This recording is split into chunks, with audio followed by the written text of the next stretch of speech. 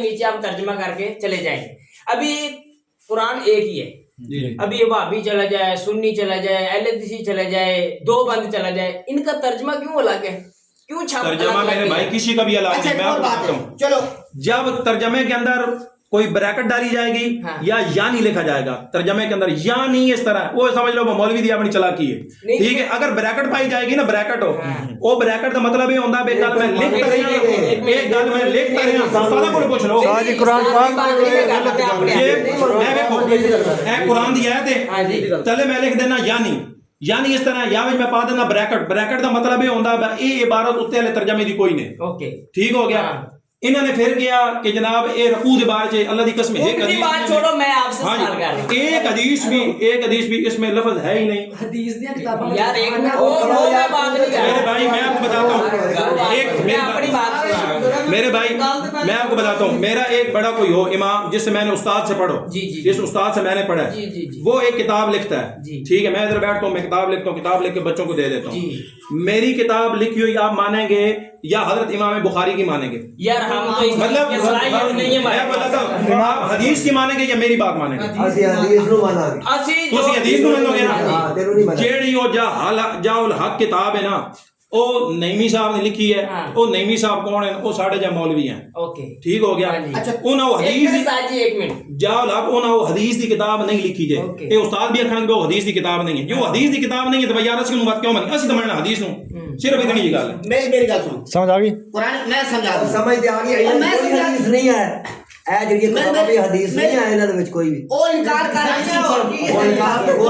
ਕਿਹੜਾ ਇਨਕਾਰ ਕਰ ਮੈਂ ਸੁਣ कुरान पाक की कोई आयत है ना, अगर वो दिनियात की किताब में लिखी होवे कुरान की आयत हो तो ਅਸੀਂ ਕਹਾਂਗੇ कुरान है, लिखने वाला कोई भी होवे कुरान की आयत से इनकार नहीं करेंगे, इतने है ना। नहीं कर हदीस होवे, हदीस किसी किताब में होवे, कोई मौलवी लिखने वाला होवे, कोई भी होवे तो वो हदीस होंदी, हदीस का इनकार नहीं होता। अगर साडे इमाम आजम अबू हनीफा कोई हदीस लिखे तो हदीस ही होगी, कुरान लिखे तो कुरान ये नहीं भाई इमाम आजम ने लिखे तो हदीस नहीं है, कुरान नहीं। या जाल हक मुफ्ती अहमद यार खान नहीं लिखे हो नहीं, या वहाबियों दे बरेलियों दे सुन्नियों दे शिया दे किसी मौलवी ने वो लिखी है। अगर वो कुरान की आयत है तो कोई भी लिखने वाला उसमें कुरान ही मानना पड़ेगा, ठीक है। हदीस है तो हदीस ही मानना पड़ेगा। जेडी इमाम अपना सुफियान सौरी की तुसी गल कर रहे हो उस ते सी जिरा कर सकदे हो, मैं तो 25 थों जनाब रिवायत तो पेश कर सकदा, लेकिन गल है कि तुसी तस्लीम नहीं करना। तुसी जनाब अपने फाइनल दसो कि तुसी जनाब रफा यदैन तर्क दे तुसी कायल कोई हां जैसे तर्क दे कोई है बस आखिरी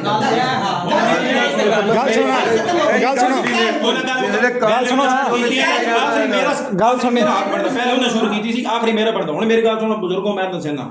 कुरान या हदीस दा जेड़ा उस्ताद वन इधर फेर के ले आ रहा है ना, वो मैं तो गल सेना जमीन कहंदी है तो कोई किले है किसी बंदे दी, सारे जट बिरा बैठे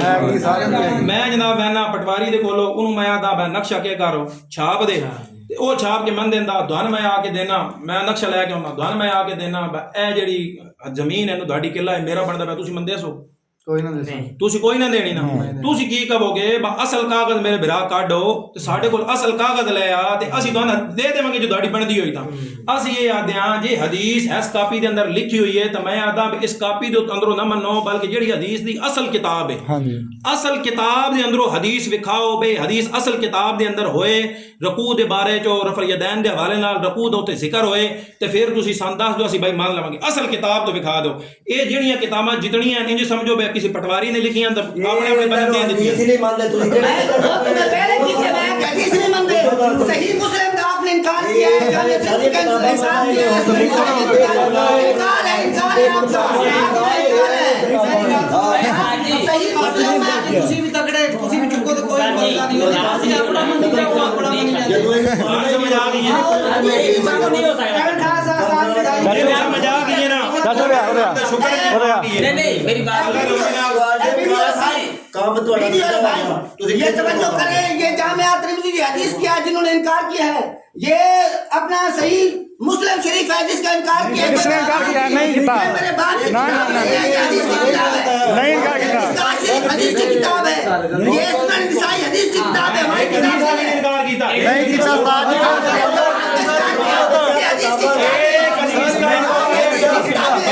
नहीं किया अब बस ਸੋ ਮੇਰੇ ਭਾਈ ਜਿਨ੍ਹਾਂ ਨੂੰ ਸਮਝ ਆਣੀ ਸੀ ਨਾ ਹੋਣਾ ਨਾ ਕਿ ਜਿੰਨਾ ਮਰਜ਼ੀ ਰੌਲਾ ਪੈਂਦਾ ਕੋਈ ਸਮਝ ਨਹੀਂ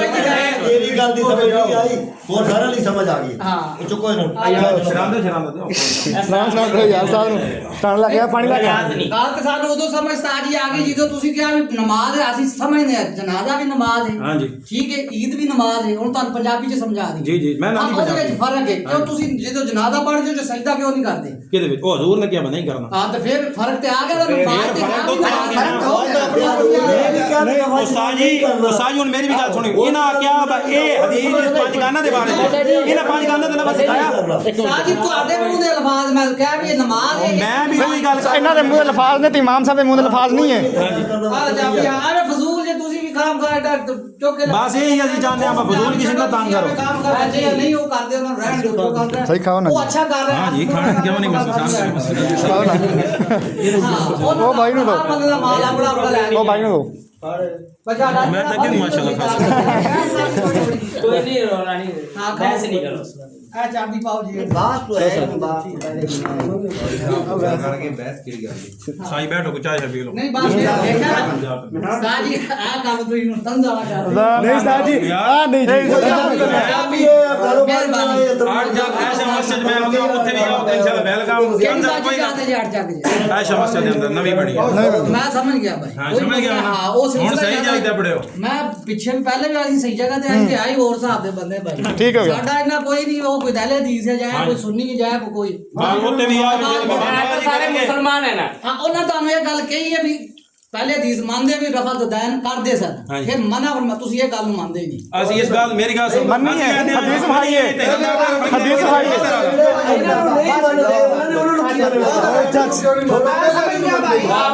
ਮਸਜਿਦ ਨਵੀਂ ਨਹੀਂ ਬਣੀ ਬਹਿ ਜਾ ਯਾਰ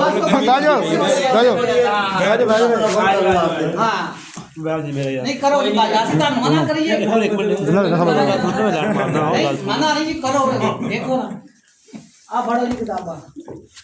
ਪਾਣੀ ਛਾਣੀ ਪੀਓ ਤਾਂ ਜੀ ਕੋਈ